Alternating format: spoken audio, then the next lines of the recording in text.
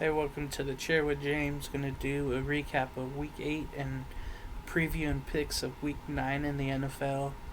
It all started Thursday with the Falcons and the Panthers. The Falcons get a rare win on Thursday night, 25-17 against Carolina. The defense made enough stops. They get to Teddy Bridgewater. The offense scores enough. Todd Gurley scores when he needs to, when he has to. This time, he has a couple of touchdowns, and Matt Ryan looked awesome. Julio Jones again proved why he could be the best receiver in the game. Even as old as he is, but he still gets the opportunities. Even if he's injured, he's still getting the ball when he plays. So that's very cool to see. But yeah.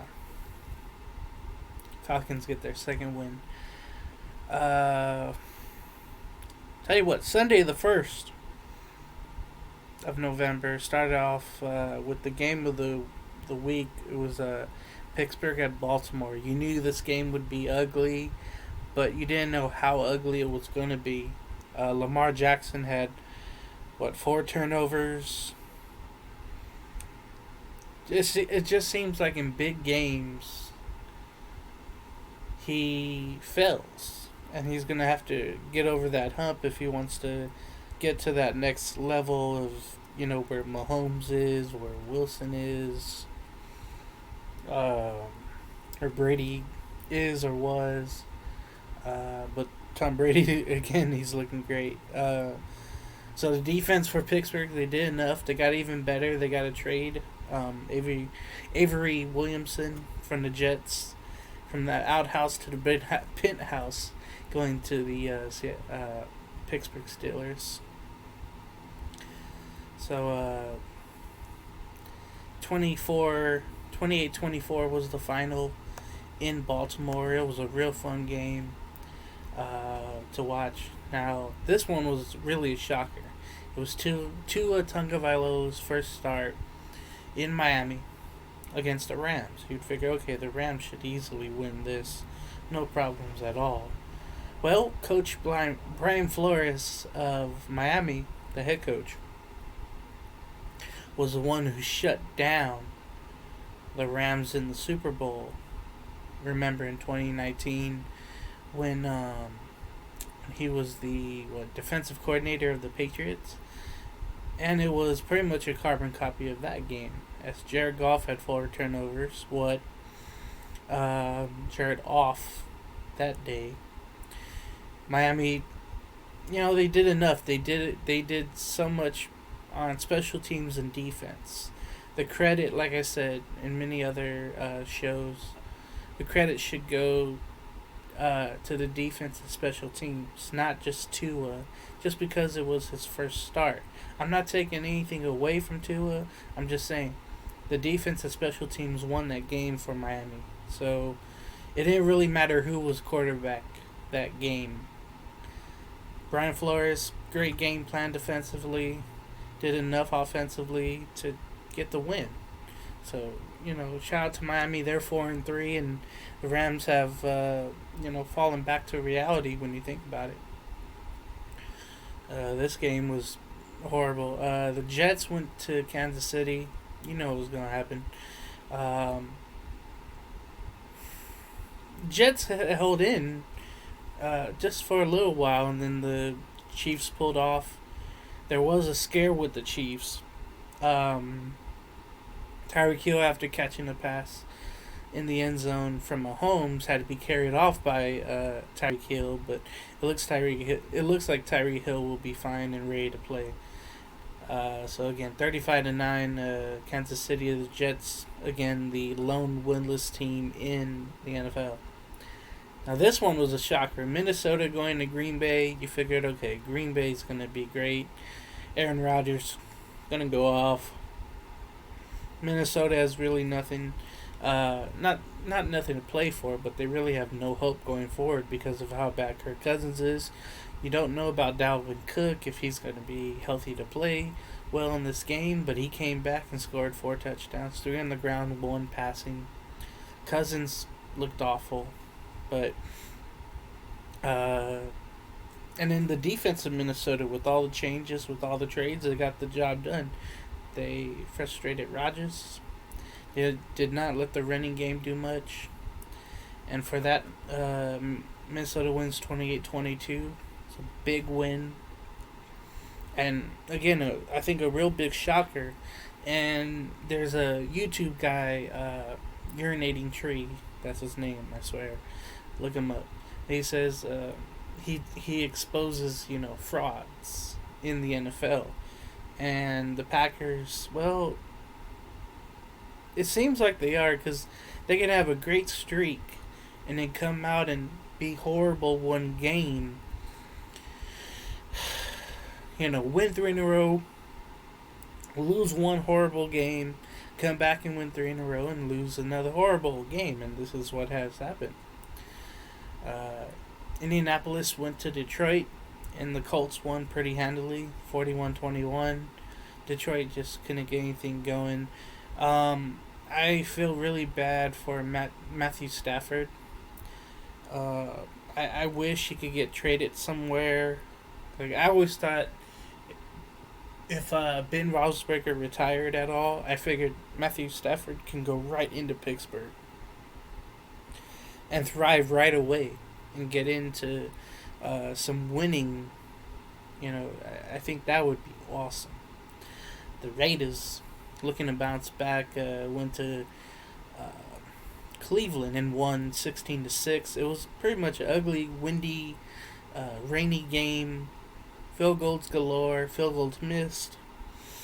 The win took one for each team. Each one kick where it hit the goalpost when it should have been straight on. But that's the way the autumn wind was blowing for the Raiders. And luckily, they get the win. This one was a shocker. Tennessee went to Cincinnati. And Joe Burrow, as I like to call him, just lit up Tennessee's defense. That was just amazing to see. And it just shows, hey, on any given Sunday or Thursday or Monday, anything can happen. Or it just shows how bad the Tennessee defense is. What? I mean, what is that? What? They're a far cry from what they were last year. I mean, I don't know how much KC meant to that defense. The first name is out of my head, but he was traded to Denver, and they met opening night. Tennessee got the win, of course, in Denver, but I'm just amazed how bad the Tennessee defense is. And I know they made a trade. They got Desmond King from the Chargers corner. But you start looking at that whole defense, you're saying, what, did Casey mean that much? Jadeveon Clowney mean that much? Is Clowney just made everything hell for everyone? Is it his fault? Something's got to change there for Tennessee's defense. Just odd. The changing of the AFC East guard happened, I believe, on Sunday. Buffalo held on in the ugly game, 24-21. Cam Newton fumbled at the end of the game. It always seems like his fumbles come at the worst times, and it happened then. Buffalo now leads the East pretty handily over Miami, and then New England's in third. So maybe a changing of the guard for the Buffalo Bills, and thank God, after almost 20 years of just a hold on the division, it's finally changing. The Chargers went to Denver, and they blow another big lead. I think the leads have gone like 15 points, 16 points, 17 points, and 21 points, in which they all led, and they lost. I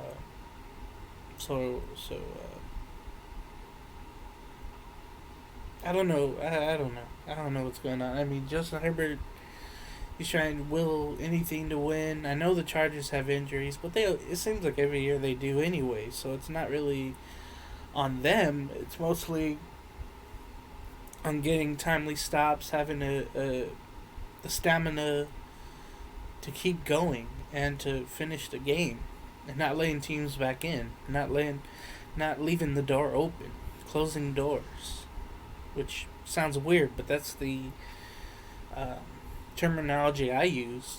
Don't leave the door open. Close that door. Don't let the other team in. Don't let them win. Don't let them come back.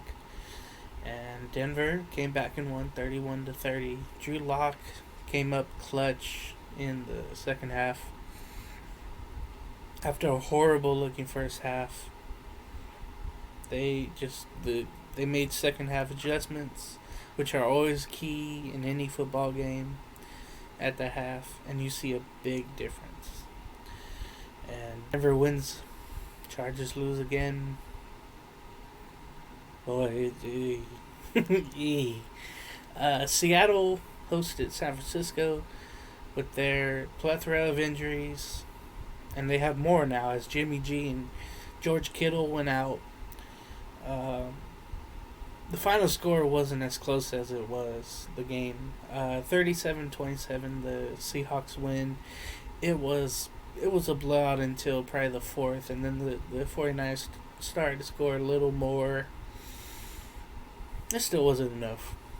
This game was pretty entertaining. It was the Saints and the Bears in Chicago. It came down to field goals, and the Bears tied the game before overtime. And then the Saints got the ball, and they kicked the field goal to win. Will Lutz has come up so clutch this year.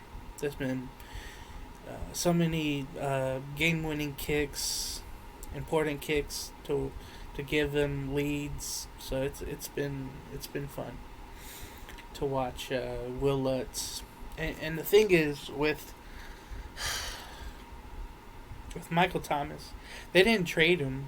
I mean, a lot of people thought the Saints would have traded him by the deadline, but the deadline has come and gone, and really not much has been done trade deadline wise. I think just teams with everything going on in the world, I think teams are not eager to get rid of people, knowing that they could get more at another time, and his finances come into play, and you want to get somebody's worth, obviously. So yeah, I was surprised he didn't get traded. There was a lot of them though, like Julio Jones, Fuller in Houston. It was mostly receivers, honestly. Well, anyway, that was Sunday afternoon games, or morning, where depending on where you are. Sunday night game, oh boy. If you had something to do Sunday night, you were lucky. Like, if you went out and just cleaned the garage, or cleaned the house or something, you had a movie to watch, or go on YouTube or something, you did well. You didn't miss really anything. It was a turnover fest. It was just bad. The Cowboys with their third-string quarterback DeLucci from James Madison University. I love those stories about quarterbacks coming out of the smaller programs in college and playing, and I don't think he thought he would be starting. They went to Philadelphia to face the Eagles. The Eagles won 23-9. They just got enough done. They played defense pretty well. They are the front runners for the division at 3-4-1.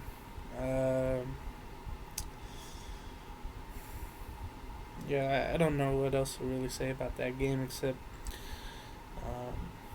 I guess the Eagles, for now, it's their division to lose.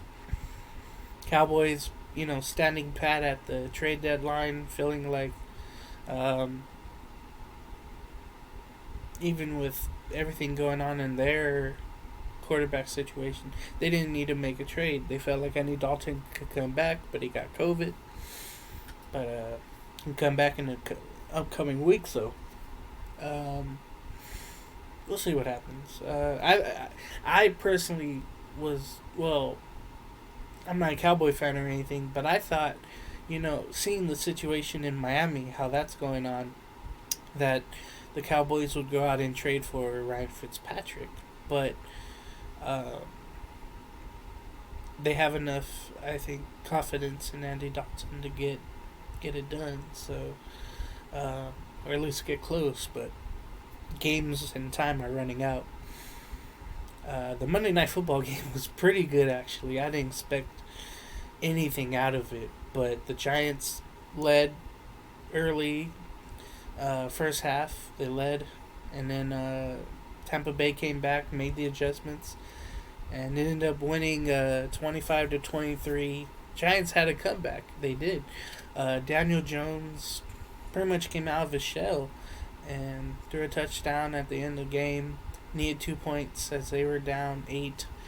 And to me, it should have been a pass interference. Antoine Winfield Jr. wasn't even looking at the ball, and he made contact with the receiver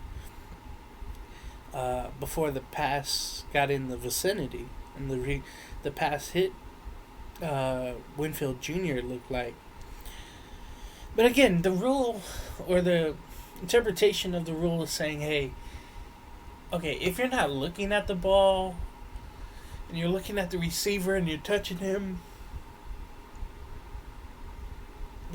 like this or whatever, or like how Antoine was, like this, and you're in the way of the receiver, I think that should be pass interference, but it wasn't, and the Bucks win. I think probably, I don't want to say this, but maybe the league wanted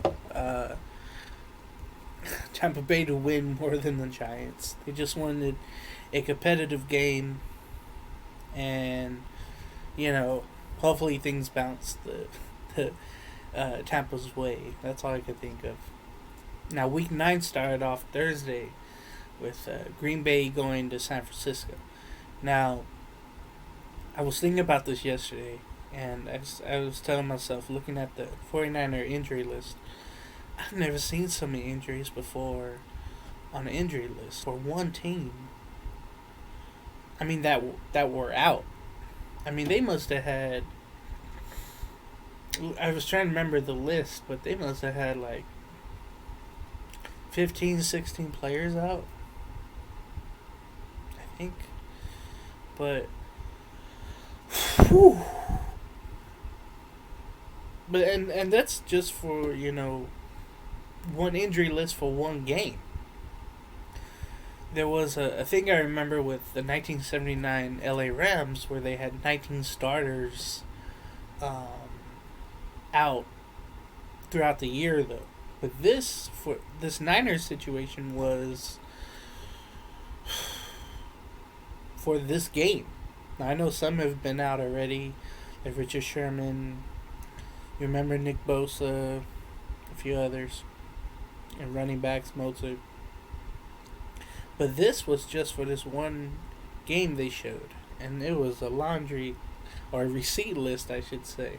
A receipt list when you go to Walmart is just, it was amazing how many Niners were out.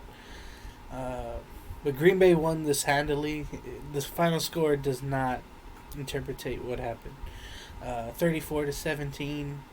Green Bay made up for what they couldn't do against Minnesota. Thursday night, get the win in Santa Clara. And this now feels like, well, last week I should say, but now that feels like the downfall for the Niners, just the way things are going. Jimmy G is out. Greg Kittle's out. They're all out for 8 weeks, which could possibly be the season. So it won't matter to me what the how the results go. I think they're pretty much done. The morning games was are going to be the Giants going to Washington. There's some encouraging things you see about the Giants with Jones, with the passing game they have. Bad part is they don't have rushing. They don't, and they're trying to do well with the defense. Blake Martinez is doing whatever he can. Julius Peppers. It's a fun.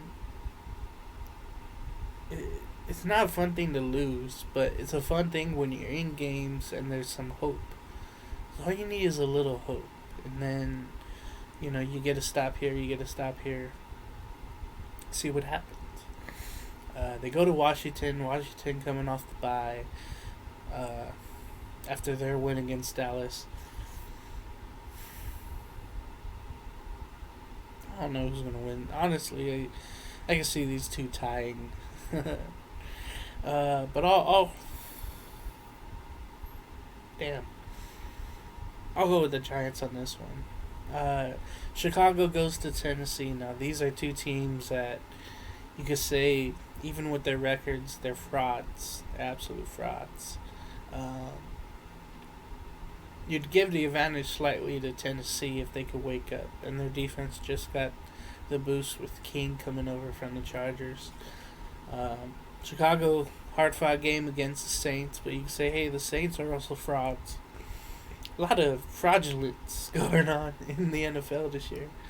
I'll go Tennessee slightly. Detroit goes to Minnesota. Okay. These two is just... You can't trust either. If there was another candidate for a tie game, this could be it. But I'm going to pick the Vikings slightly. I think they have more weapons. I think their defense is better. So I'll go with Minnesota.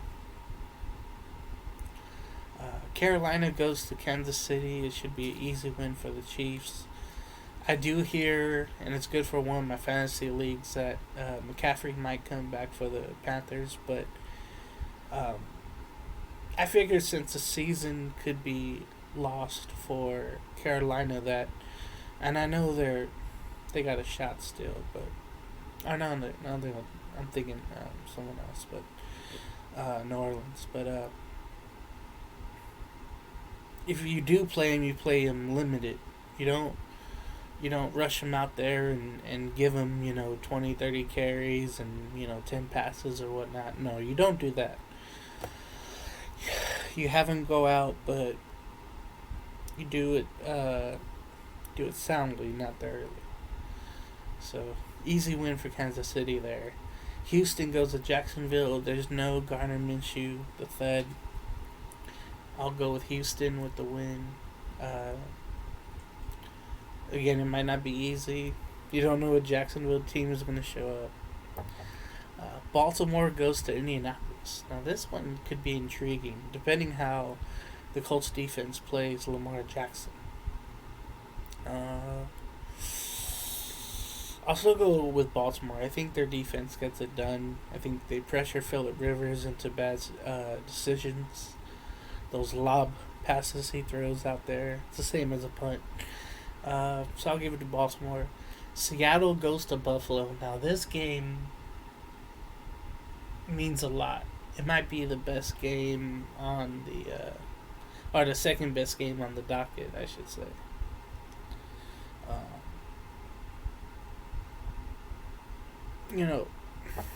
Buffalo had it going, first part of the year is 4-0. Now they're up and down ever since the Kansas City game. And even though it's on the road, even though it's a West Coast or East Coast start time at 1 p.m. there, it's 10 a.m. out here. I'll go with the Seahawks. I think their defense gets it done. I wonder about Chris Carson, though. I don't know if he's going to come back and play well, so see what happens there.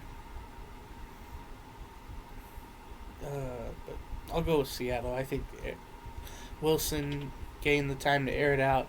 DK Metcalf, this dude is becoming just a robot. He is. I was watching this one film and I mentioned to somebody in the lounge um,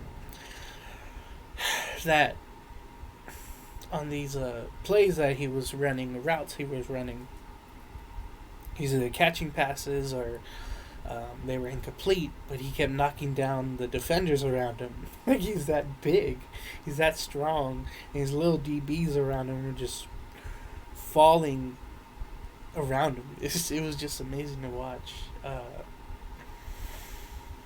Denver goes to Atlanta. Ooh. I don't even know. I'll probably go Atlanta with that game. Let's Drew Lock have some fun. And I think it'd be encouraging for the Broncos if they had. See, the name is bugging me because he hasn't really done much this year, but their rookie wide receiver, it'd be good to get him going in this game against a bad Falcons defense. I think that would be awesome to see. You get Lindsey involved, you get him running. You might end up with a Denver win, but you have to keep up with the Falcons scoring. That's the thing. And it helps that it's indoors as well. The Raiders have their home game in LA against the Chargers. This one, it should be a real high scoring game. And it seems like if the Raiders make enough stops, they can win this game. Just can't let Justin Herbert have time to pass to Allen. Get a running backs in the flat. It just seems like there's with Joshua Kelly. It just seems like Jackson. It just seems like there's a lot of dump off passes that are happening. And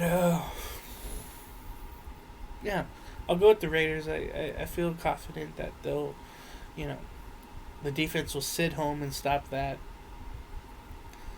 The Chargers making that defensive trade, I feel like the Raiders should be able to make some plays happen. Hopefully get Waller involved. Hopefully have Jacobs running. So we'll see what happens, but I think the Raiders get the win. There'll be more on that in the Raider preview coming up soon. Pittsburgh goes to Dallas. Now this game, you had it marked on your calendar, on your schedule,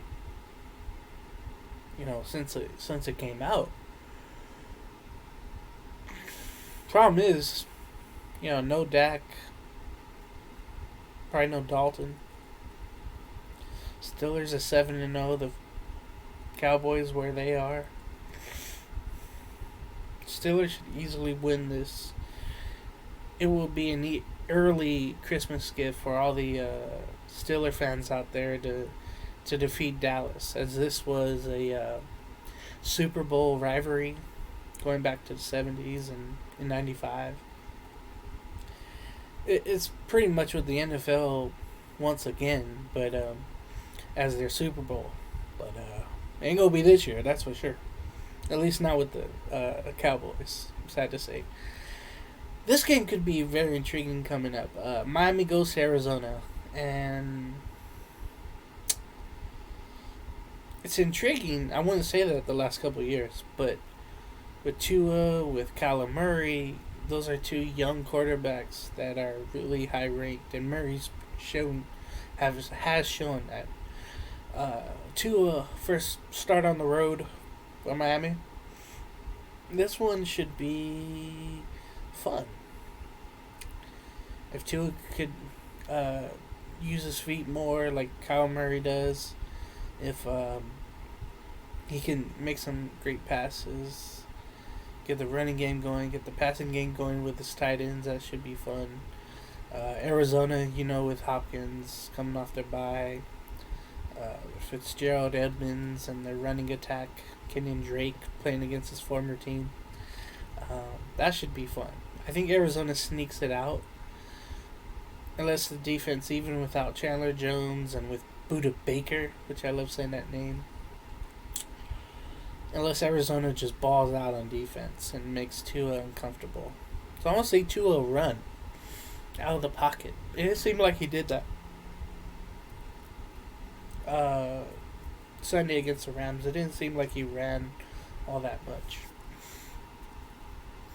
The Sunday night game is the best game you got going. In the New Orleans Patriots. New Orleans Patriots. I think Tom Brady's not on my mind. The New Orleans Saints goes to Tampa Bay to play the Bucs on Sunday Night Football. This is what Sunday nights are all about. It really is.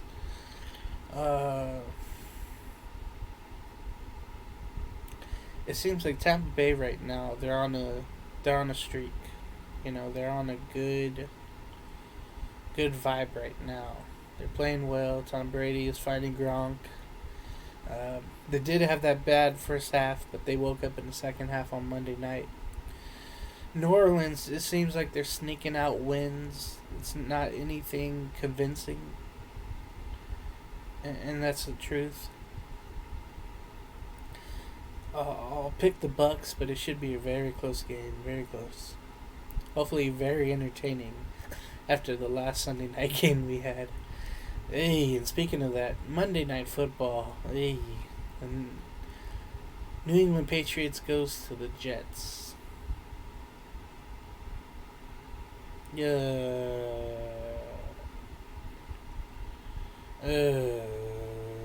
God.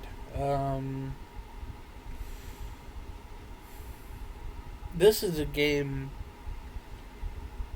nationally televised, but I don't know who's going to watch. I won't. I'll be busy.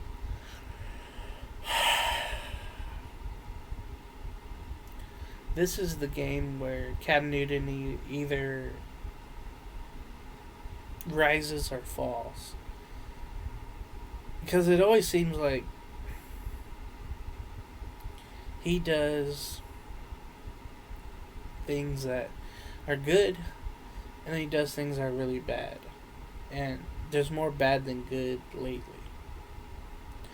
And being a free agent that he is, he hasn't really done anything to show, okay, I could be back on my elite level. I can win games again consistently. It's just not there right now for Cam Newton. So, but I think they have enough to beat the Jets, of course. Unless the Jets come out and just balls out and plays well and finds something offensively. I would have loved to see Frank Gore get traded somewhere to a winner, but he's going the Vince Carter route, I guess, and just staying with the team just to play, I guess. So I'll go with New England, but it could be a real close game. It really can be. So see what happens. But that's been my thoughts about Week 8 going into Week 9. And I want to see and hear and read your predictions. So like, follow, and share. I do this every week. We'll be back probably from another location next time you see me do this show. So take care, everybody, and stay safe. I'll see you when I see you. Bye.